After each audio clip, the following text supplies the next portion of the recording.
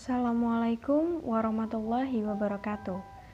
Kami dari kelompok 4 yang beranggotakan Revika Dwi, Khairul Muna, Dewi Zulaikho, Rizky Ananda, Dewi Fitria, Fida Amalia, Luis Bunga, dan Fitri Widiawati akan menyampaikan materi terkait komposit. Berikut adalah penjelasannya. Nah, sebelum membahas materi tentang komposit lebih lanjut, apa sih komposit itu? Komposit adalah material yang tersusun atas campuran dua atau lebih material dengan sifat kimia dan sifat fisika berbeda, dan menghasilkan sebuah material baru yang memiliki sifat-sifat berbeda dengan material-material penyusunnya. Salah satu contoh paling mudah dari material komposit adalah beton cor yang tersusun atas campuran dari pasir, batu koral, semen, besi, serta air. Nampak bahwa material-material penyusun tersebut memiliki sifat-sifat yang berbeda.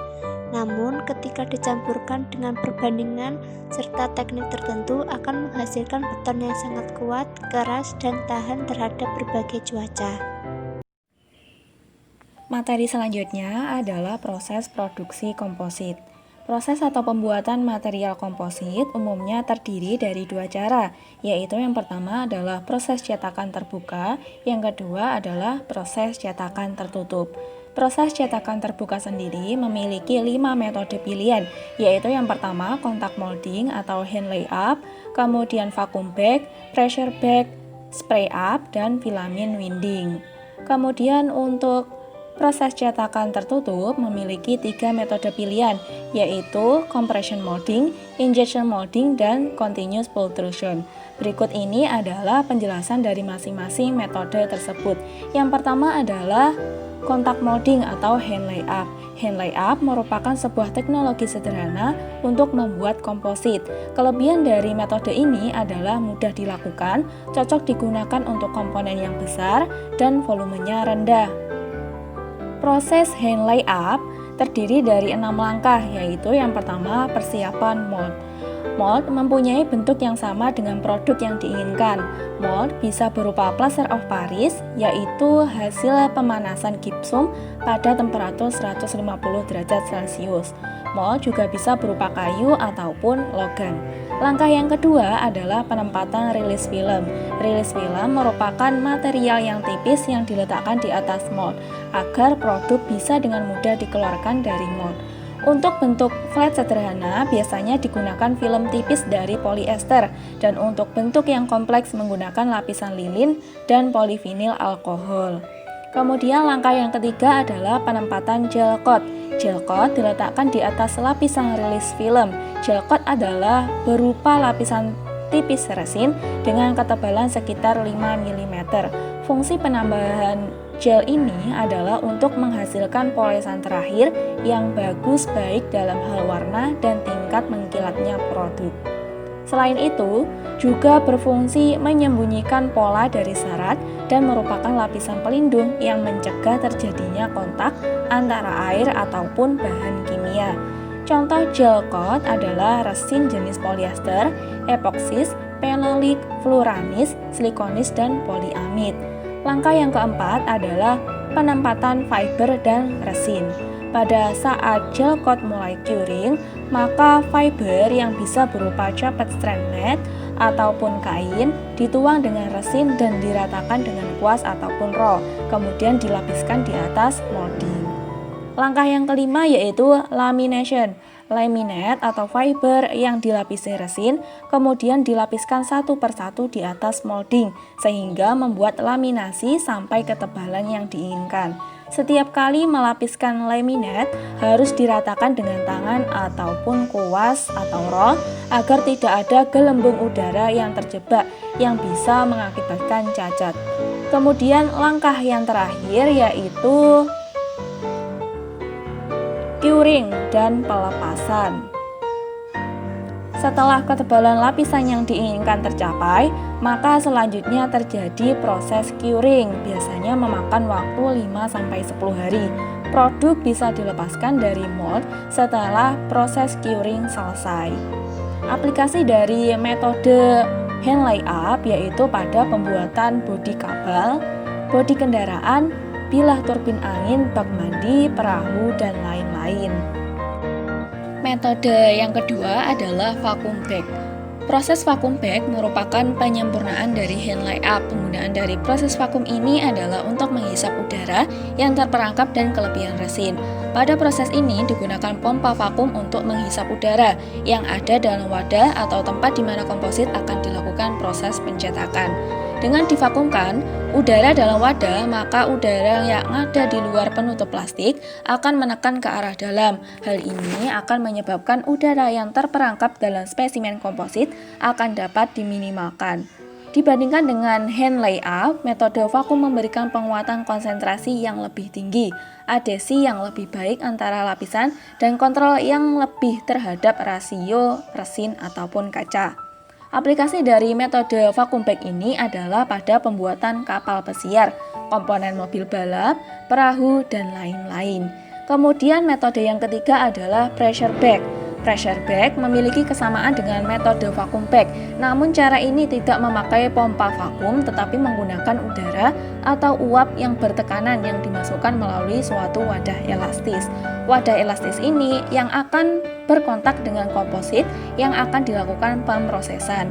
Biasanya tekanan yang diberikan pada proses ini adalah sebesar 30-40 PSI. Aplikasi dari metode pressure bag ini yaitu pada pembuatan wadah, turbin angin, dan vessel. Kemudian metode yang keempat adalah spray up.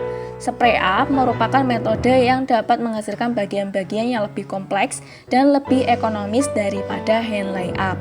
Proses spray up dilakukan dengan penyemprotan serat atau fiber yang telah melewati tempat pemotongan atau chopper. Sementara resin yang telah dicampur dengan katalis juga disemprotkan secara bersamaan. Wadah tempat pencetakan spray up telah disiapkan sebelumnya. Setelah itu, proses selanjutnya adalah dengan membiarkannya mengeras pada kondisi atmosfer standar.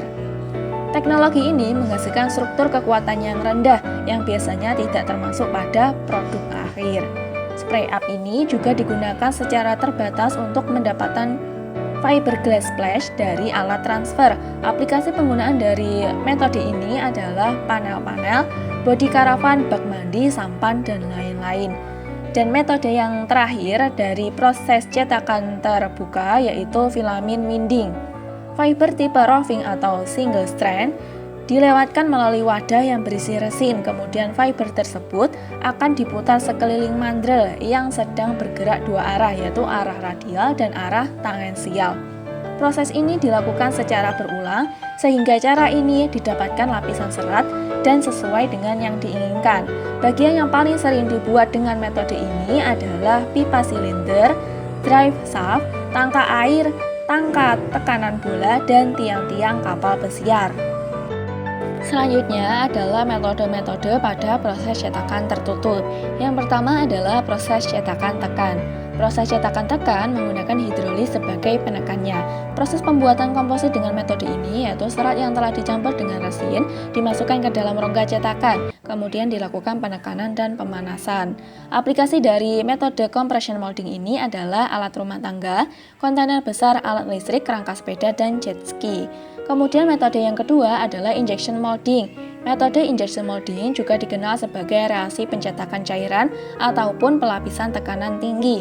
Proses pembuatan komposit dengan metode ini yaitu fiber dan resin dimasukkan ke dalam rongga cetakan bagian atas.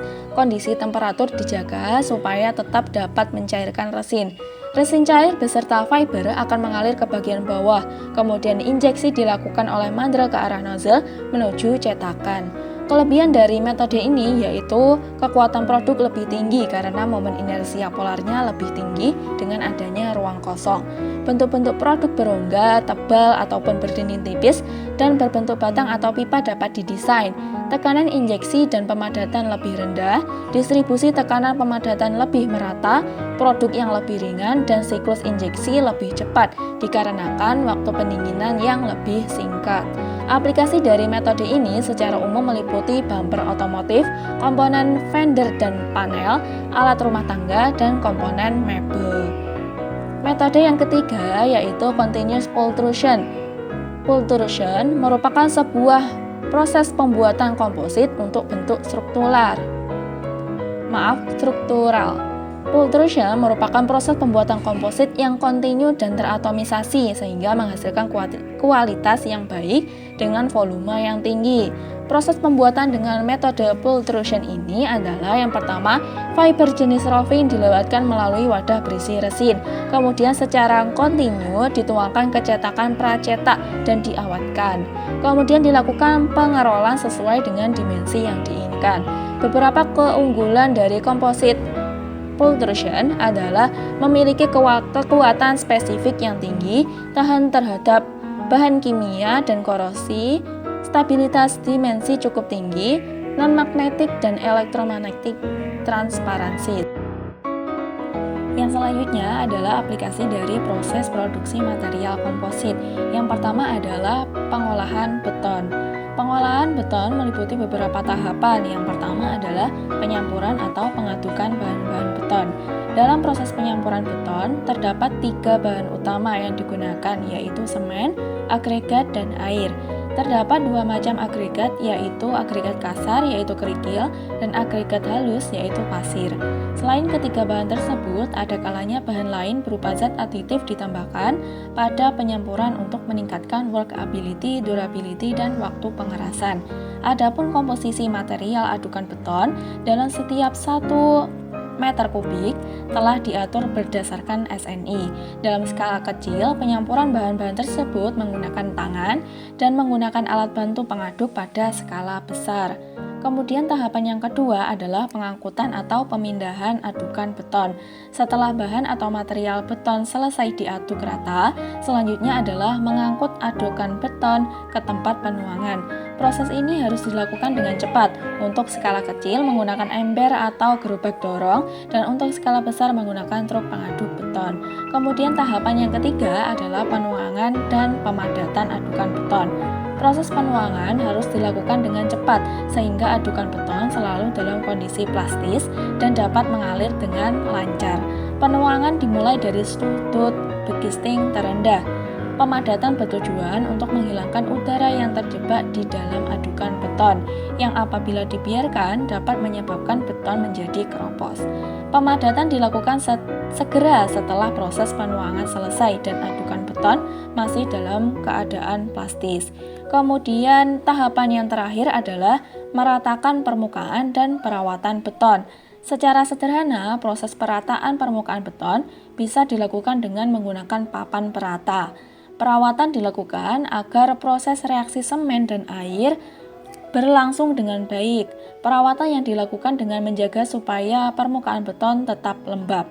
Jika permukaan beton tidak dijaga kelembapannya, maka kandungan air pada campuran beton akan keluar sehingga kualitas beton menjadi menurun atau muncul retak-retak di permukaannya.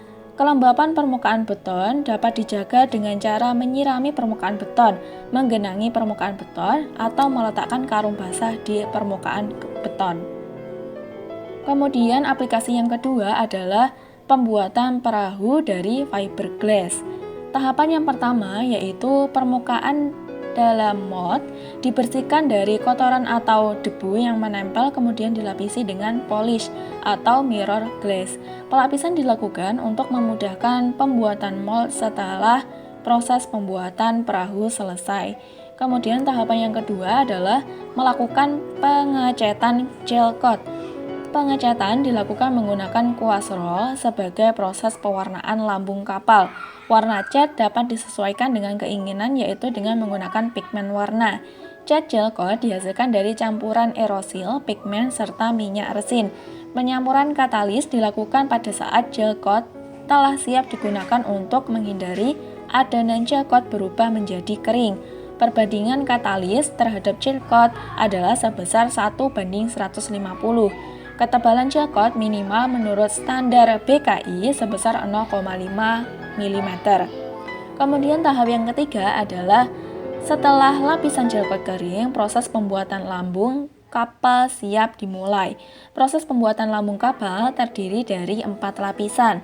Lapisan pertama dan kedua berupa balutan mat atau serat halus, kemudian lapisan ketiga menggunakan roving serta kasar, sedangkan lapisan terakhir menggunakan mat kembali. Semua lapisan serat tersebut dilumuri atau dicar dengan minyak resin yang telah dicampur katalis dengan menggunakan kuas atau roll. Penambahan katalis yang terlalu banyak akan menyebabkan fiberglass mudah pecah atau retak. Ketebalan lambung kapal tergantung pada besar atau kecilnya ukuran kapal. Spesifikasi dari lapisan lambung kapal adalah mat roving mat.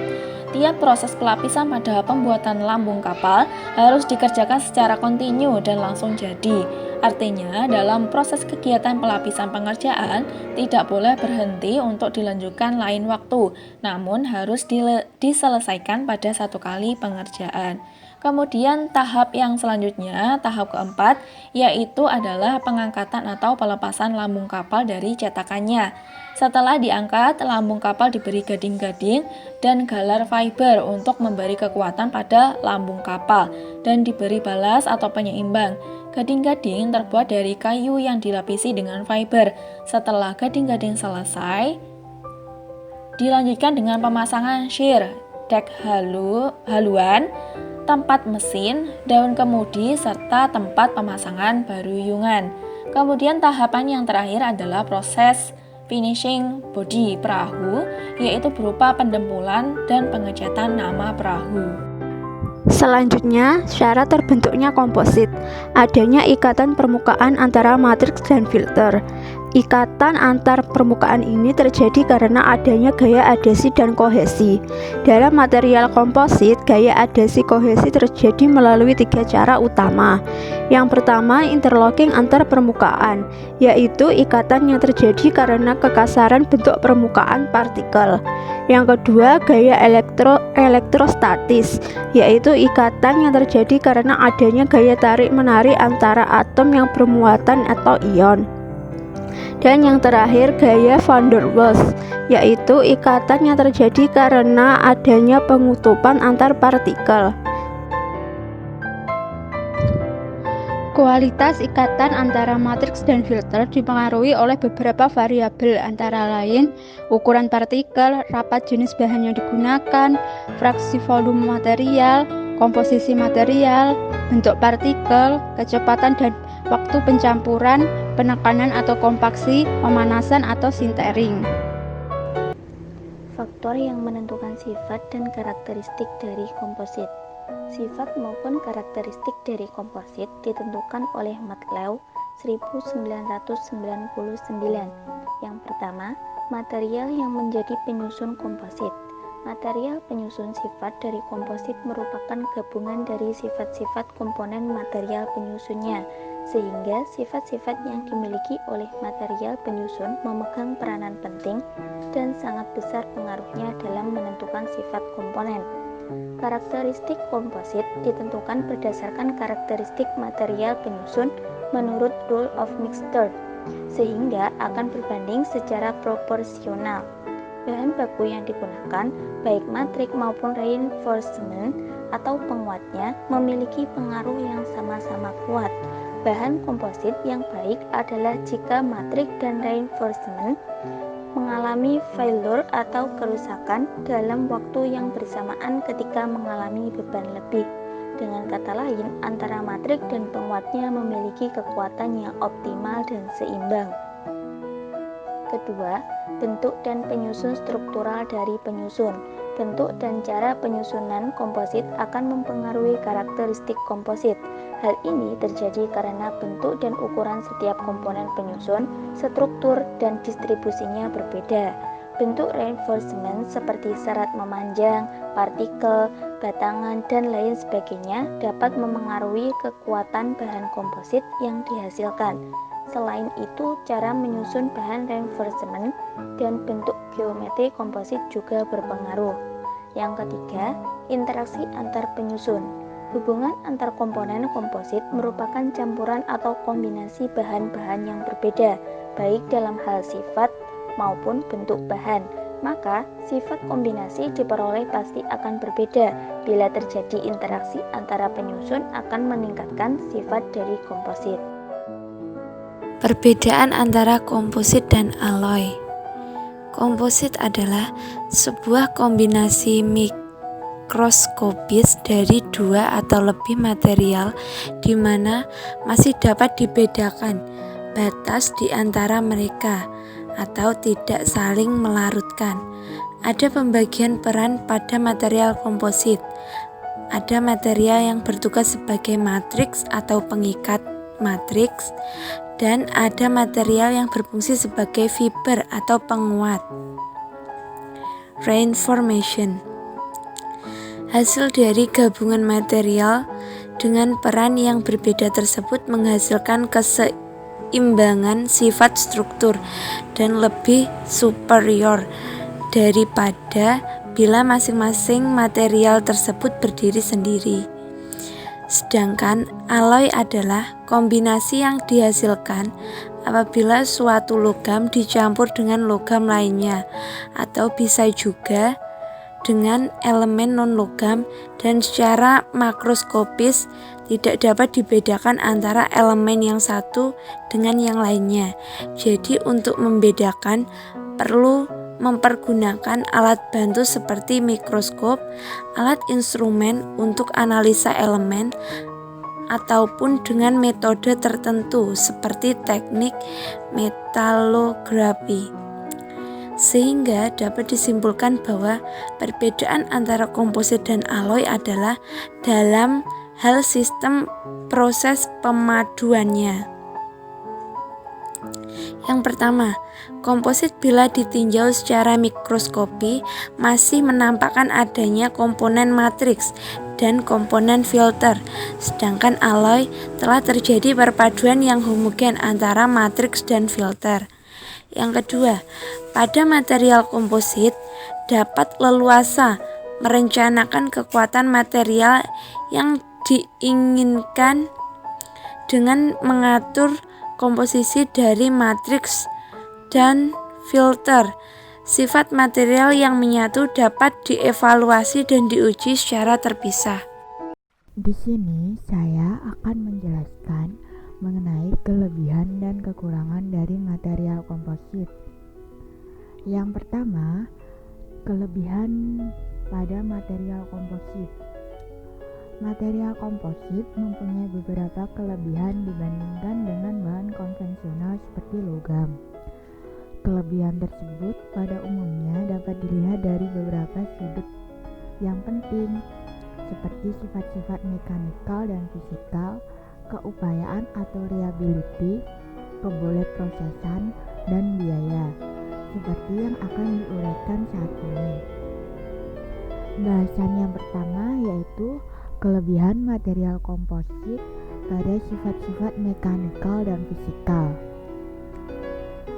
Pada umumnya, pemilihan matrik dan serat memainkan peran penting dalam menentukan sifat-sifat mekanik dan fisikal material komposit. Gabungan matriks dan serat dapat menghasilkan komposit yang mempunyai kekuatan dan kekakuan yang lebih tinggi daripada material konvensional seperti kekuli.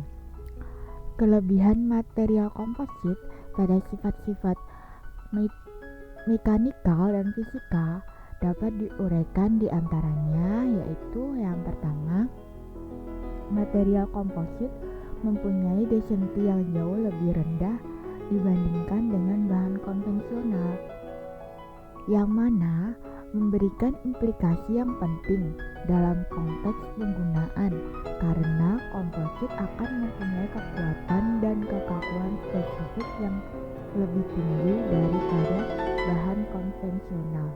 Dan implikasi yang kedua ialah produk komposit yang dihasilkan akan mempunyai kerut yang lebih rendah daripada logam.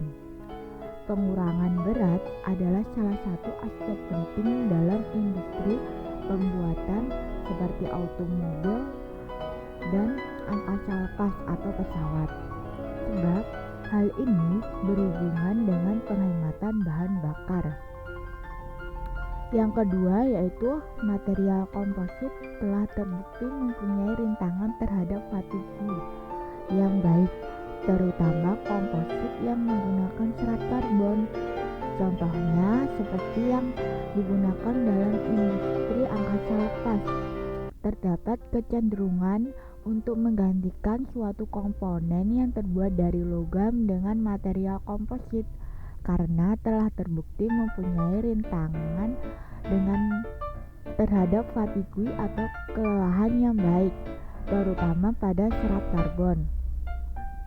Yang ketiga yaitu material komposit mempunyai rintangan terhadap kikisan yang baik. Berbeda halnya dengan kelemahan material logam yang terlihat jelas memiliki rintangan terhadap kikisan yang lemah, terutama produk untuk kebutuhan sehari-hari. Hal ini menyebabkan kecenderungan komponen logam untuk mengalami kikisan, menyebabkan biaya pembuatan yang tinggi, sehingga berbanding terbalik pada material komposit yang mempunyai rintangan terhadap kikisan yang baik. Yang keempat yaitu material komposit juga mempunyai kelebihan dari segi versatility atau berdaya guna, yaitu produk yang mempunyai gabungan sifat-sifat yang menarik yang dapat dihasilkan dengan mengubah suatu jenis matriks dan serat yang digunakan. Contohnya pada penggabungan lebih dari satu serat dengan matriks untuk menghasilkan komposit hibrid seperti laminat. Yang kelima yaitu massa jenis rendah atau ringan, kemudian lebih kuat dan lebih ringan, kemudian berbandingan kekuatan berat yang menguntungkan, kemudian lebih kuat dan stiff atau ulet dan tidak getas, kemudian koefisien pemuaian yang rendah, kemudian tahan terhadap cuaca, kemudian tahan terhadap korosi, dan mudah diproses. Dari sekian banyak kelebihan dari sifat mekanikal dan fisikal dari material komposit ini, biasanya digunakan dalam industri angkasa lepas dan pembuatan kapal dengan tujuan tertentu. Kelebihan yang kedua yaitu biaya lebih murah. Faktor inilah yang memainkan peran penting dalam membantu perkembangan industri material komposit. Biaya perakitannya lebih murah karena berkurangnya jumlah komponen dan baut-baut penyambung. Biaya perakitan erat kaitannya dengan penghasilan suatu produk yang harus mempertimbangkan biaya bahan mentah, pemrosesan, dan tenaga manusia. Kelebihan yang ketiga yaitu kemampuan proses. Apa itu kemampuan proses?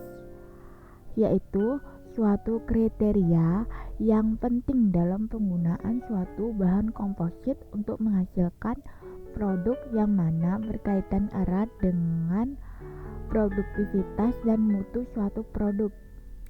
Perbandingan antara suatu produktivitas dan quality adalah sangat penting dalam proses pemasaran produk, dalam konteks pemasaran produk yang dipublikasi. Bahasan yang kedua yaitu kelemahan dari material komposit. Di antaranya yaitu yang pertama tidak tahan terhadap beban kejut dan tabrak dibanding dengan bahan logam. Yang kedua kurang elastis. Yang ketiga lebih sulit dibentuk secara plastik. Yang keempat rentan terhadap api. Demikianlah yang dapat kami sampaikan. Apabila ada kurangnya, kami mohon maaf yang sebesar-besarnya. Terima kasih. Wassalamualaikum warahmatullahi wabarakatuh.